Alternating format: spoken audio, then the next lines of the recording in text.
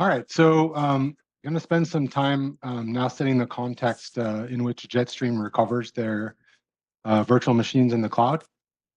So Azure VMware Solution is Microsoft's VMware deployed SDDC in our data centers. Diving into what Azure VMware Solutions is, it sounded like from the discussion earlier that there's a good understanding already, but just to make sure that we're all on the same page, at Microsoft, we build a software-defined data center on physical hardware that is in Azure data centers. We have custom bespoke hardware, basically that we purchase, we install in our data centers. It is hyper-converged, and I'll go over exactly what those hyper-converged hosts look like in just a moment. But on those hyper-converged hosts, we use VMware's vSAN for storage. We use VMware's NSXT for networking. Obviously, we install ESXi on the physical servers themselves. And then you sort of vCenter to manage the solution. Microsoft is solely responsible for building and engineering the solution using VMware software. We are the ones that sell the solution, and we are the ones that update and manage the solution. From a host perspective, let's talk about hardware and software. So we're running vSphere 7.0 update 3K now. We're running NSXT 3.2.2 advanced.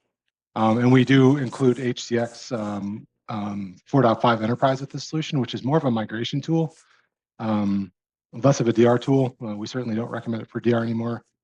We do love the JetStream for that. However, it is there if customers are looking to migrate. From a nodes perspective, we have a 3-node minimum, which is a little bit different from some of the other hyperscalers. We have a maximum of 96 nodes in an SDDC. Within that SDDC, you can have up to 12 clusters. If you needed to divide those up for licensing reasons, for any specific software that you might be having that takes advantage of any hosts, that's available for that. And then within that, those clusters, the maximum cluster size is 16 nodes.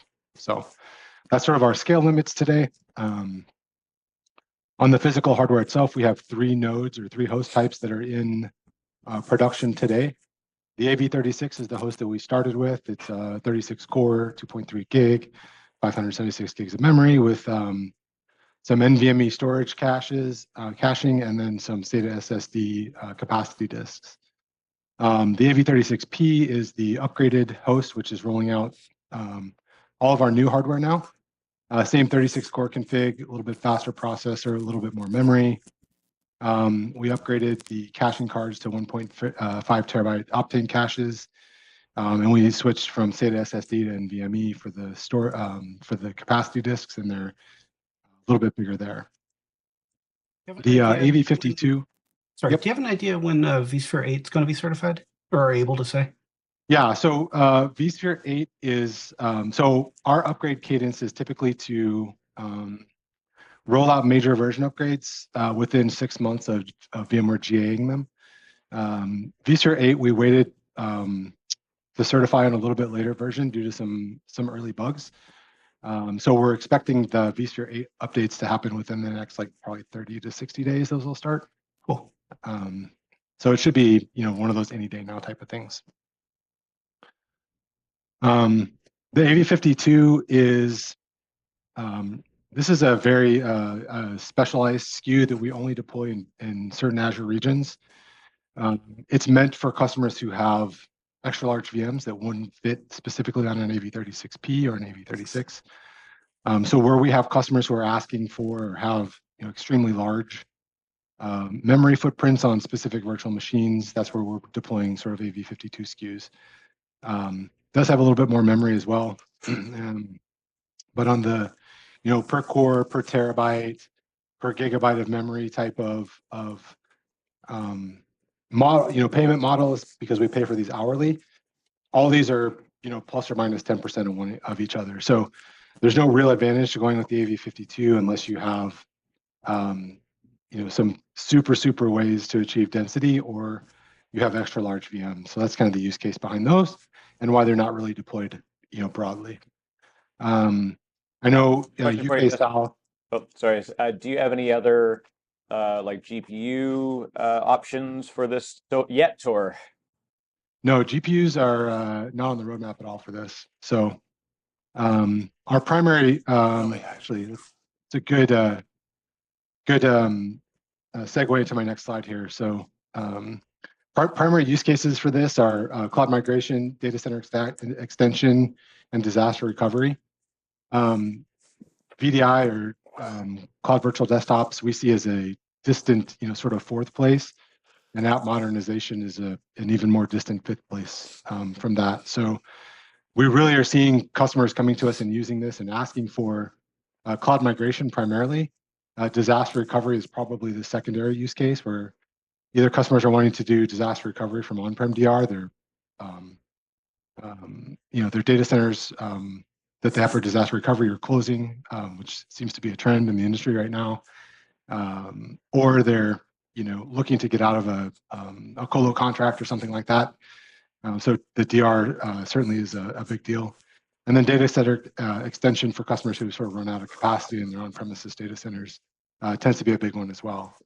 The VDI customers that we have coming to us today for AVS are primarily heavily invested in Horizon. They're typically running persistent desktops, and they are heavily invested in Horizon automation. So because of the economics around AVS versus something like AVD or WVD, we see this as a sort of a last-ditch effort for customers who really can't fit their workloads into one of those other solutions. AVS, because it's always running, it tends to be about 10 times more expensive than something like AVD or WVD, where you can turn those VMs off and not pay for them when they're not being used. Hence the persistent desktop piece. And because the use case has been so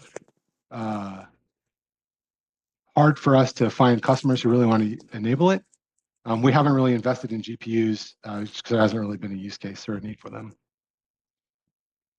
From a deployment perspective, AVS is available, in I think 26 regions today.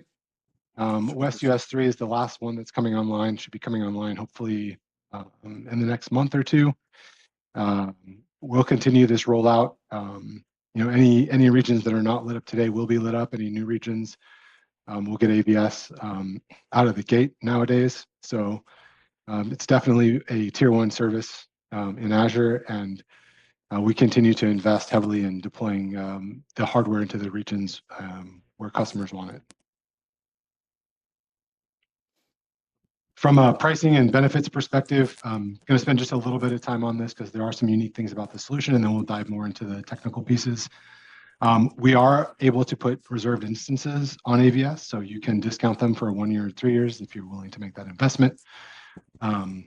We do allow hybrid benefit, Azure hybrid benefit on AVS as well. So any Windows Server or SQL Server machines that come from on-prem and are deployed on AVS are able to, we're able to bring those licenses with the workloads.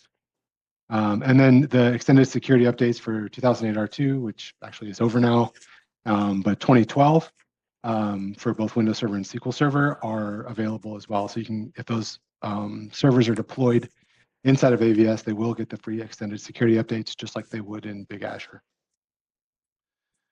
So we do have allow access to vCenter, just like you saw from in the JetStream demo, just like the vCenter that you have today.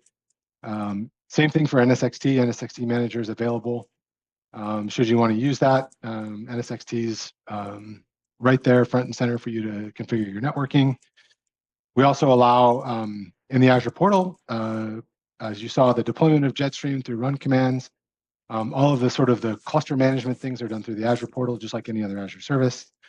There are APIs available to build and deploy clusters, to add nodes and things like that. So you can use Terraform, you can use ARM templates, you can use Bicep to both build and configure and scale these solutions. So that's all available for everything from building and deploying to connecting the solution. From a maintenance perspective, Microsoft, like I said, is available and responsible for patching and updates. Customers sort of are responsible for configuring some of the larger parts of the solution when it comes to NSXT and vSAN, and then into obviously the guest operating systems and applications. From a storage perspective, vSAN is included. We have all flash storage. We have dedupe and compression turned on by default. We do have a run command available to turn that off should you want to. But it's very performant storage. Haven't had really any customers that have run into issues yet from a throughput perspective on the storage. So we're pretty happy with the performance so far. And then obviously we have Azure NetApp Files, who I think we're going to get to speak to in a little bit about some of our build-out data stores for customers who are storage heavy. From a networking perspective, I wanted to spend just a quick second on this one.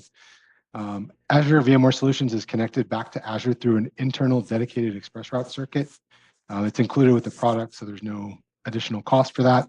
When we have customers that are replicating from on-premises, we also include global reach with it as well. So if you have an express route from on-prem, we can global reach directly to that express route circuit, and it gets us a really nice routed path to a customer's on-premises data center. And this would be the path that we would recommend for both migration as well as DR replication. There's really no limit from a throughput perspective on the express route side or the global reach side. The first place we run into bandwidth throttling is on the NSXT T1s, and those have about 20 gigs of throughput each. We can configure them to be, inline as well. So the two of them, you can get up to 40 gigs. So really good throughput there from those devices. And then when we're talking about connecting to the rest of the things in Azure, that same express route circuit, we can attach to an express route gateway to get access to Azure NetApp Files, blob storage, things like that. This is the path that we take to get access to those things.